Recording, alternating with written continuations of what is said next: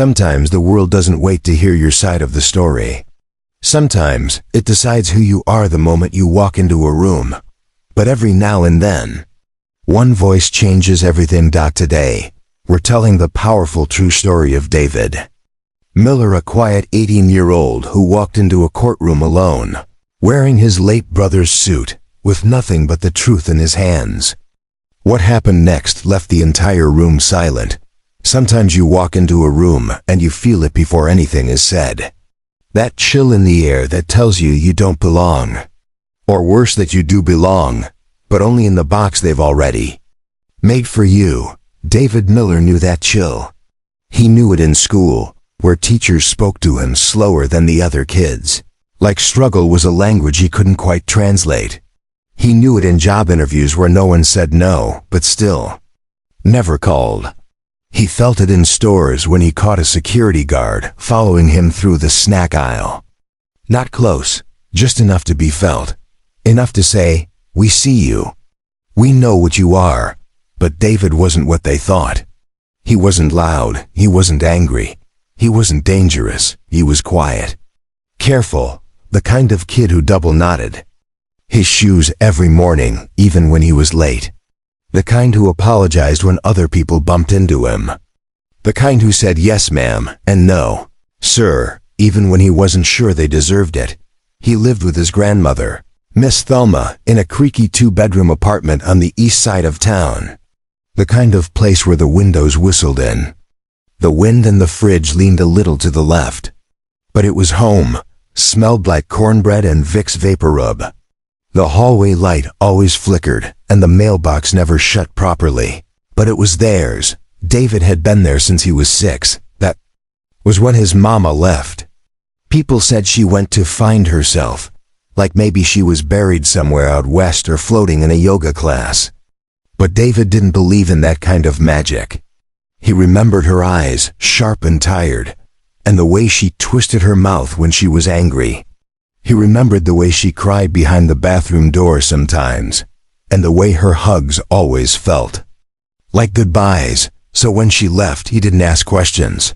He just learned how to fill in the silence. Marcus was the one who filled it best. His older brother. 3 years older, and 3 feet taller in David's memory. Marcus had a laugh that made neighbors smile even when their rent was due. He had charm that got them free slushies, and a smile that got them out of trouble, most of the time. But charm couldn't stop a car crash. It couldn't rewind a rainy night or change the way police reports are written. The night Marcus died, David was 15. The knock on the door came late. The officer's voice was soft, but his eyes were already looking past Thelma, into the apartment, like he didn't want to see the grief land. Marcus had taken a car. It wasn't his. The light was red. The rain was hard. No autopsy. No further investigation. Just a line in a file and a plastic bag of his things. Inside the bag was his wallet, a set of keys, and a crumpled navy blue suit, the one he wore to church, and sometimes to charm his way into jobs he had no intention of keeping. David took that suit and slid it into the back of the closet. Not to hide it, to protect it. To keep it safe until he needed to feel close to his brother again. 3 years later, that day came. David had always kept to himself. At school, he wasn't popular or invisible. He was just there. The kid who showed up, did the work, and disappeared. No trouble. No noise. He had a knack for writing, though.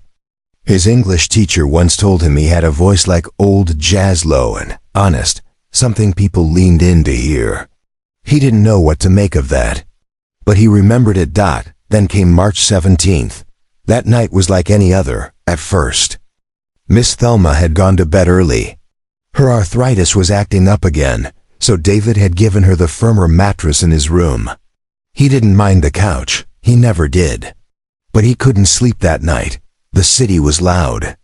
Sirens, dogs, someone yelling a name that wasn't his. So he went for a walk.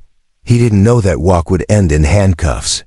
He didn't know he'd be mistaken for someone else. Or maybe they didn't mistake him.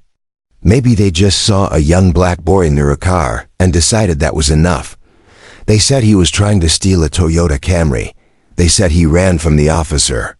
They said the door was unlocked, but he had no business being in that car. They said a lot of things. David said nothing. Not at first. Not when they pressed his face into the pavement. Not when they cuffed his hands behind his back. Not even when they pushed him into the back of the cruiser and drove past the street he grew up on. He didn't cry. He didn't yell. He just stared at his reflection in the window and wondered what Marcus would have said. The public defender they gave him was tired. Her desk was stacked with files, and her voice was coated in resignation. "Just plead," she said. "You'll be out in 18 months, maybe less with good behavior." David blinked. "But I didn't do anything." She looked at him then. Really looked, but not with belief, not with doubt either. Just weariness. Doesn't matter. What matters is what they can convince a jury of. David took the folder of evidence home that night. He read every word, every timestamp, every contradiction. He stayed up until the sky turned purple, tracing his steps, writing notes, drawing diagrams. He knew the truth. He just had to find a way to make them see it. When he told Miss Thelma he wanted to fire the lawyer and represent himself, she dropped her coffee cup. "Lord, have mercy," she whispered. He smiled, soft. "I just want to be heard." She didn't argue. She never did when David set his jaw like that. She just nodded and went to the back of the closet. When she came back, she was holding Marcus's suit. "It might be a little big," she said. David took it with both hands. "Like a gift. Like a memory." He pressed the pants 3 times. Cleaned the jacket with a lint roller until the fabric shone. When he put it on the next morning, it didn't feel too big. It felt like armor. Miss Thelma sat at the kitchen table, her hands wrapped around her chipped mug. "You look like your brother," she said. David nodded. "I know." Then he walked out the door. He didn't know if the jury would listen, if the judge would roll her eyes, if the cameras would mock him. But he knew this. For once, he wouldn't be silent. For once, he wouldn't let the room decide who he was before he opened his mouth. He walked to the courthouse with his head up, a folder in hand, and the kind of quiet courage that doesn't shout, but doesn't shake either. Sometimes, courage doesn't roar. Sometimes it walks. Sometimes it just shows up. David didn't sleep the night before the trial. The couch springs dug into his back, and the ceiling fan above him ticked with every turn like a countdown clock. He watched the shadows shift on the walls and listened to the city breathe outside sirens, laughter, a barking dog. Every sound felt like it was pressing down on his chest. By 4:37 a.m., he was up. Not from nerves, not exactly, from need. He couldn't be late. Not today. He shaved carefully in the cracked bathroom mirror, smoothed his hair down with water, and pulled on Marcus's suit. It still smelled faintly of old cologne and mothballs, but today it felt less like memory and more like purpose. In the kitchen, Miss Thelma was already up. She never said why she woke early on big days. She just did. Her hands wrapped around her chipped mug, the steam curling around her face. David buttoned his shirt. His hands shook just slightly. "You sure about this?" she asked, her voice hoarse, but steady. "Yes, ma'am." "Then you go in there and speak clear. Don't let nobody twist your words. You know who you are." He nodded. He didn't trust his voice just yet. She looked at him long and hard, like she was seeing every year of his life all at once. Then she whispered, "You look like your brother." David paused at the door. "I know." He stepped into the morning cold.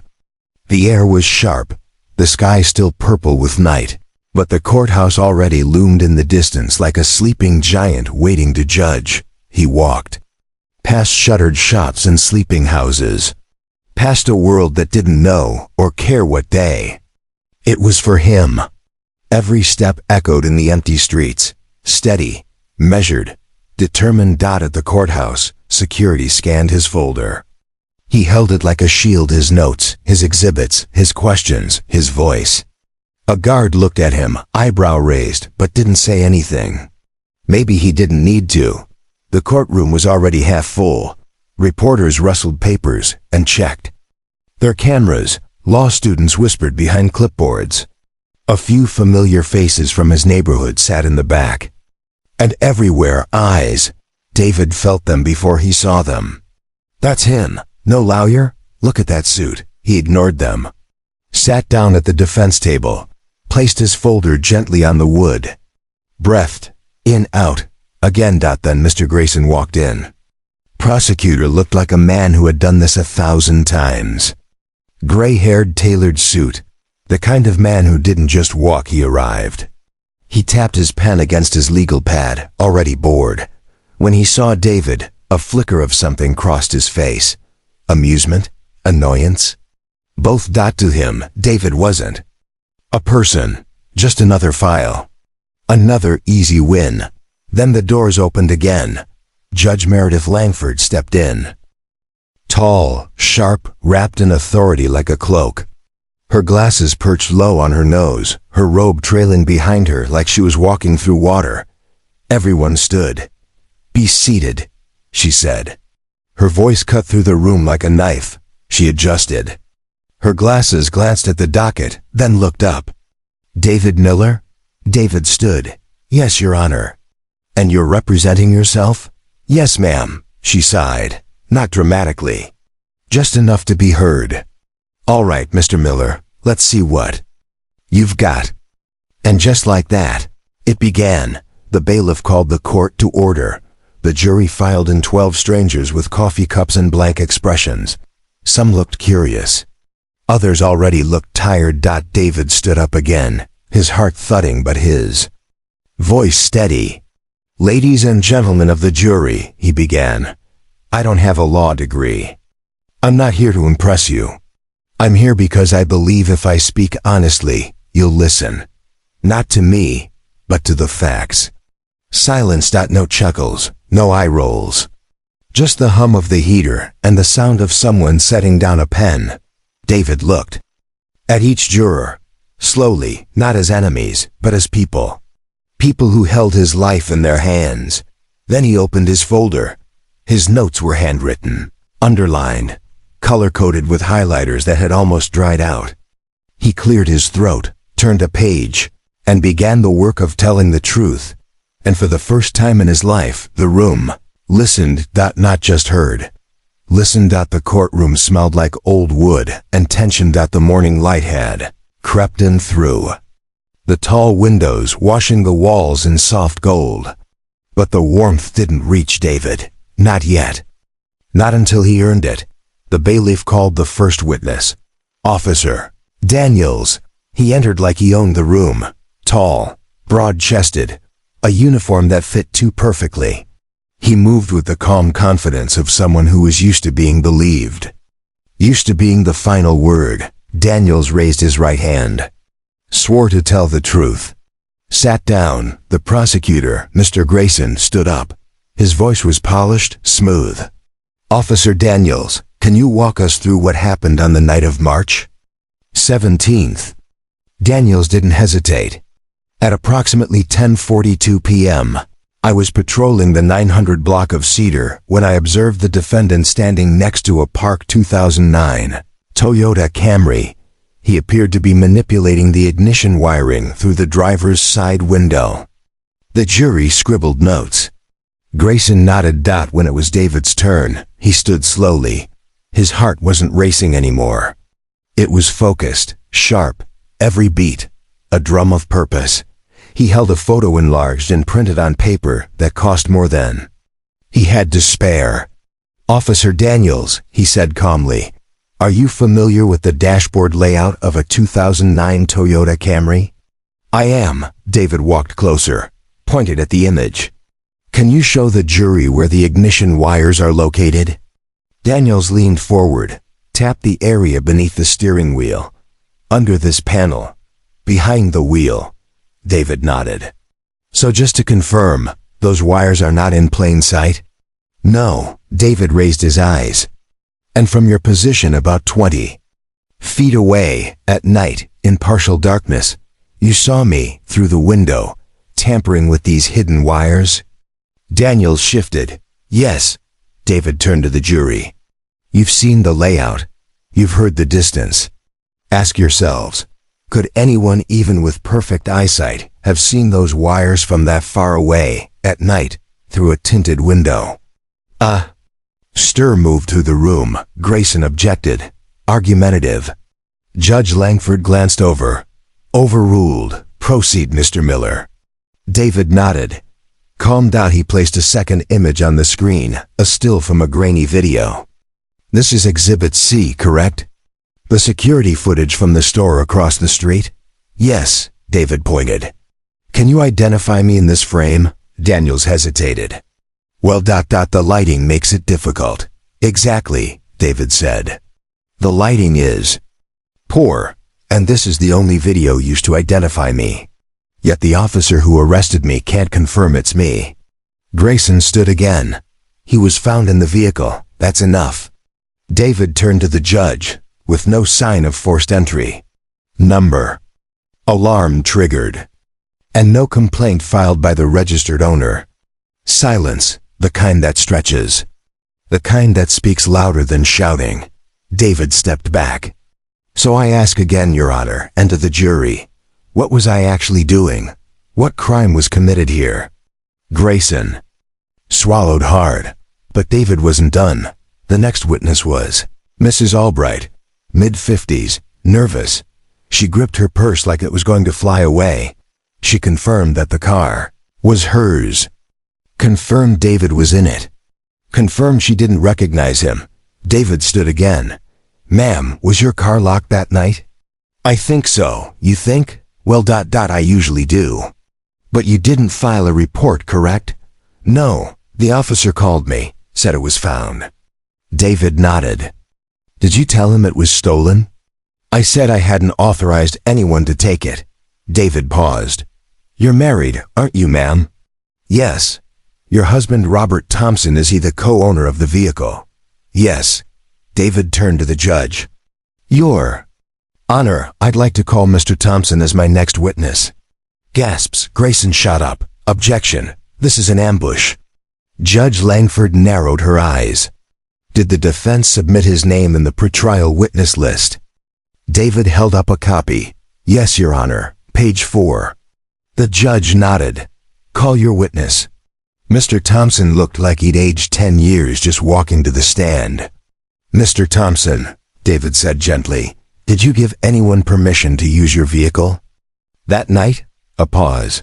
Yes, I gave the keys to my nephew, Alex. Did you inform your wife? No, she was asleep. I didn't think it mattered. David turned to the jury. No break-in, no stolen car, no criminal intent, just a borrowed ride. He stepped back. No more questions. The room didn't breathe. David looked out across the courtroom, not for approval, not for applause, just to make sure they saw him now, not who they thought he was, not who they assumed he must be, but who he actually was, and maybe, just maybe for the first time they did. Grayson stood like a man ready to reclaim control. His posture sharp, voice rising with regained confidence. Your Honor, he said, at this time, the prosecution would like to present Exhibit B, the surveillance footage obtained from a security camera across the street from where the incident occurred. The lights dimmed slightly as the monitor buzzed to life. Everyone turned toward it.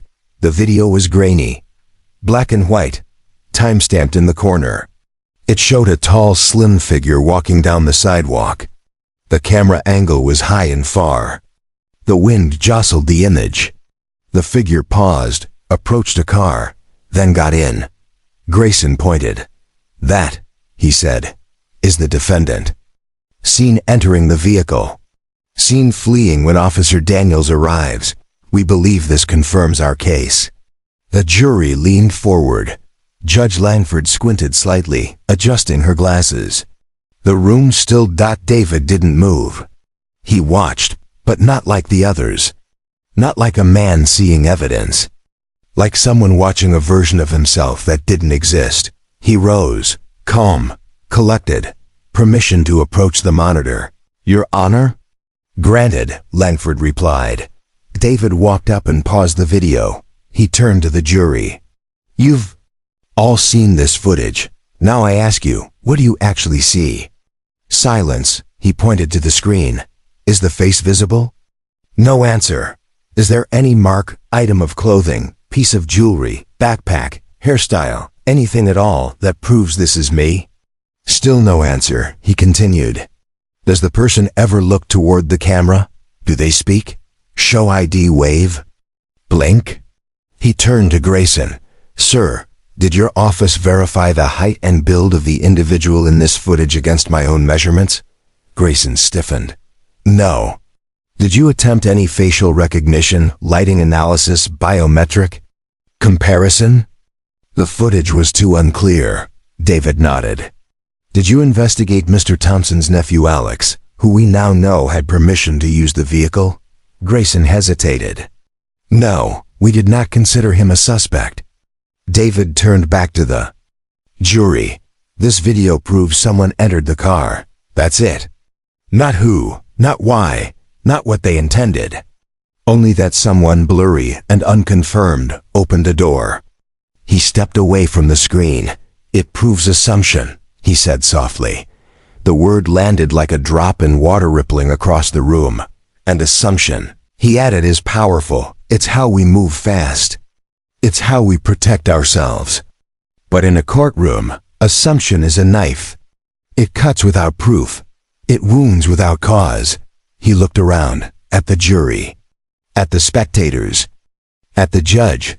If we allow this video to be the proof of my guilt without identity, without intent, without context, then any one of you could be next. All it takes is a blurry camera and someone's certainty. David's voice didn't rise. It didn't need to dot, it was clear. And still. And heavy with truth. He stepped back to his seat. The room held its breath. Even Judge Langford's pen had stopped moving. The silence that followed wasn't empty dot. It was a live dot, charged dot, and maybe, just maybe for the first time in the entire process, it felt like the truth had weight again. Not because someone powerful said it, but because someone small did. And the room listened. Grayson wasn't done. Not yet. He straightened his jacket, walked toward the judge and said, Your Honor, even if the theft charge is disputed, the defendant fled from a peace officer. That is a fact. David stood again. Not quickly, not with fire. Just with the quiet, steady resolve of someone who'd carried this moment for weeks. He looked at Judge Langford. Your Honor, may I testify? She studied him. Her gaze was sharp, skeptical. You understand the risk? She asked. Once you're on the stand, the prosecution can cross-examine you. I do. She nodded. Proceed. David stepped toward the witness stand. Every step felt like it echoed. Every eye followed him. He raised his right hand, took the oath, sat down. The chair creaked beneath him. He adjusted the sleeves of Marcus's suit, looked at the jury. Not as enemies. Not even as judges, just as people who needed to know. I was walking home, he began. That's it. That's all I was doing. His voice didn't tremble, but it wasn't loud either. It filled the room like a quiet truth. It was dark. The street was quiet. I saw a car parked with the driver's door open slightly. That's unusual where I live. People don't leave doors open like that, he swallowed. I looked. That's it. I stepped closer. Not to steal, not to touch, just to see. He paused, then someone ran at me. Big guy, fast, no uniform, no lights, no words. Just a blur charging from the shadows. David looked down. His hands twisted slightly in his lap. I ran. I didn't swing. I didn't scream. I didn't even think. I just ran. He looked back up. Because when you grow up like I did, where I did, you don't get time to assess. You don't ask questions. When someone runs at you in the dark, you don't check for a badge. You run, or you might not get another chance. He let the silence settle. I didn't resist arrest. I resisted fear. The jury was still. One woman blinked hard. Another man, arms crossed, was suddenly leaning back, but not out of judgment. It was something else now. Discomfort, maybe. Or realization. David continued. I wasn't raised to fight. I was raised to be polite, to be invisible if I had to be. I was raised to not give anyone a reason to see me as trouble. He breathed. But I'm here today because I decided not to be invisible anymore. He glanced at Grayson, then at Judge Langford, then back at the jury. I've read every page of this case, every report, every timestamp. I've done more homework for this trial than I've ever done for school. Because I thought maybe, if I understood the law well enough, it would protect me. A faint smile touched the edge of his mouth. It wasn't joy. It was irony. But the truth is, you don't need fancy words to tell the truth. You just need courage. He leaned forward, just slightly. I don't want pity. I'm not asking for sympathy. I'm asking to be seen, not as what I look like, not as what you fear, just as what I am. A kid who got caught in the middle of a bad night and chose to speak up instead of sit down. He sat back, looked down for the first time. Nothing further, he whispered. Judge Langford tilted her head. Her eyes had softened, but her voice was still composed. Does the prosecution wish to cross-examine? Grayson stood, opened his mouth, closed it. No questions, Your Honor. The judge nodded. You may step down, Mr. Miller. David stood, walked back to his seat. No applause. No nods, just a silence that felt different now. The kind of silence that comes after something. Honest. The kind that listens. The courtroom was quiet, not just silent, expectant. The kind of quiet that settles over a room when something important has ended, but nothing has been decided. Judge Langford adjusted her glasses and looked down at her notes. Then up. The defense rests? David nodded. Double quotes. Yes, Your Honor. Langford glanced toward the jury box. 12 faces, 12 stories, 12 decisions waiting to be made. Ladies and gentlemen of the jury, she said, you are now excused to deliberate. The bailiff opened the door. The jurors filed out like shadows. Some avoided David's eyes. Some didn't. None spoke. The door closed, and the waiting began. David sat at the defense table, hands folded in front of him. Marcus's suit still too big, the sleeves brushing his knuckles. He stared at the wood grain of the table, tracing it with his eyes. He didn't look at Grayson, who sat frozen, fingers interlaced, brow furrowed. He didn't look at the law students scribbling in their notebooks. He didn't look at the reporters or the bailiff or the people in the back rows who only came for a story. He just waited. 30-8 minutes passed. Some said that was fast. Too fast. Others whispered that a quick verdict meant a conviction.